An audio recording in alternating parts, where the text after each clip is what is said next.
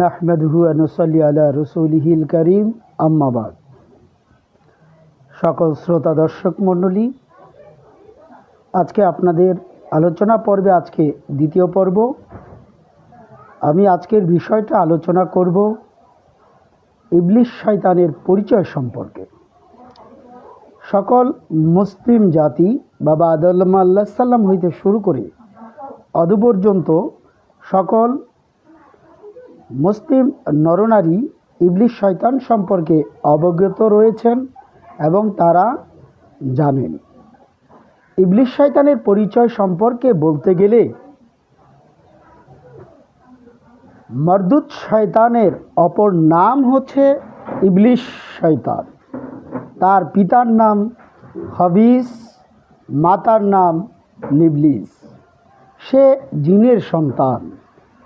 ইবলিস ছোটকাল হতেই খুব সুচতুর ও বুদ্ধিমান ছিলেন। তার ইবাদতের কারণেই আল্লাহ পাক তাকে ফেরেশতাদের সর্দার হিসেবে অবহিত করেন। এক বর্ণনায় পাওয়া যায়, পৃথিবীর এমন কোনো স্থান নেই যে ইবলিস শয়তান যে সেজদা করেননি। এই সেজদার কারণেই তিনি ফেরেশতাদের সর্দার হিসেবে আখ্যায়িত দিয়েছেন এবং মূলত সেই কারণেই তার অহংকার হয়ে গিয়েছিল। তার অহংকারের কারণে তিনি এই ফেরেশতা পদটিকে তিনি ছেড়ে দিয়েছেন এবং আল্লাহ কেড়ে নিয়েছেন। সূরা বাকারায় 34 নং আয়াতে উল্লেখ রয়েছে, আল্লাহ পাক যখন আদম আলাইহিস সালামকে বলেছিলেন, হে ফেরেশতা গণ, আপনারা এই আদম আলাইহিস সালামকে সেজদা করেন, তখন তার মনে অহংকার এসে গিয়েছিল। সকল ফেরেশতাগণ সেজদা করেছিল, কিন্তু ইবলিস শয়তান অহংকারের কারণেই সে সেজদা করে নাই। তখনই আল্লাহ পাক তার আদেশ অমান্য করার কারণেই তাকে ফেরেশতার সর্দার কেড়ে নিয়েছেন এবং তাকে বেহেশত থেকে বের করে দিয়েছেন। এই কারণেই তিনি দুনিয়ায় পাঠিয়ে দিয়েছেন। তখন আল্লাহ রাব্বুল আলামিনের কাছে ইবলিস শয়তান 5টি জিনিস চেয়ে নিয়েছেন। সেই 5টি জিনিস বলেছিল, হে আল্লাহ, আপনি আমাকে এখান থেকে 5টি জিনিস আমাকে দান করবেন, তাহলেই আমি আপনার কথা মেনে নিব, চলে যাব। আল্লাহ বললেন মঞ্জুর।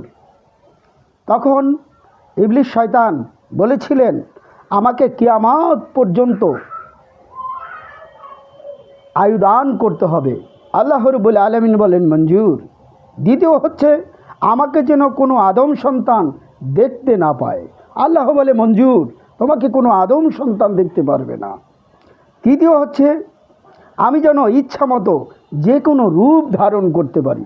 আল্লাহ রাব্বুল আলামিন বলেন মঞ্জুর। চতুর্থ নম্বরে তিনি দাবি করেছিলেন, হে আল্লাহ, আমি যেন আদম সন্তানের রক্তে মাংসে সাথে মিশে গিয়ে তাদেরকে ধোঁকা দিতে পারি। আল্লাহ বলে মঞ্জুর, আমি সমস্ত কিছু মেনে নিলাম। সর্বোপরি ইবলিস শয়তান শেষ পর্যায়ে বলেছিলেন, পৃথিবীর যে কোনো স্থানে স্বাধীনভাবে দ্রুত গতিতে যেন আমি চলাফেরা করতে পারি। আল্লাহ রাব্বুল আলামিন বলেন মঞ্জুর। তাই সর্বোপরি এই 5টা জিনিস আল্লাহ রাব্বুল আলামিন মেনে নিয়েছেন এবং ইবলিস শয়তানের সেই 5টা বিষয়কে আদৌ বেগমান।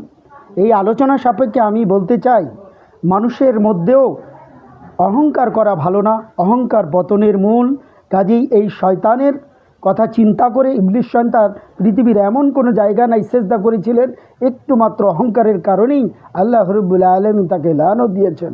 তাই এই আলোচনার সাপেক্ষে আমরা বলতে চাই, আপনারা এই কাজ থেকে সমস্ত কিছু মূলত আপনারা অবগত থাকবেন।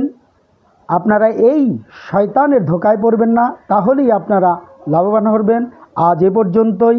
যদি আলোচনাটা ভালো লাগে তাহলে চ্যানেলটি সাবস্ক্রাইব করবেন, লাইক শেয়ার কমেন্টস করবেন। আজ এ পর্যন্তই। ভালো থাকবেন, সুস্থ থাকবেন। আল্লাহ হাফেজ। আসসালামু আলাইকুম ওয়া রাহমাতুল্লাহ।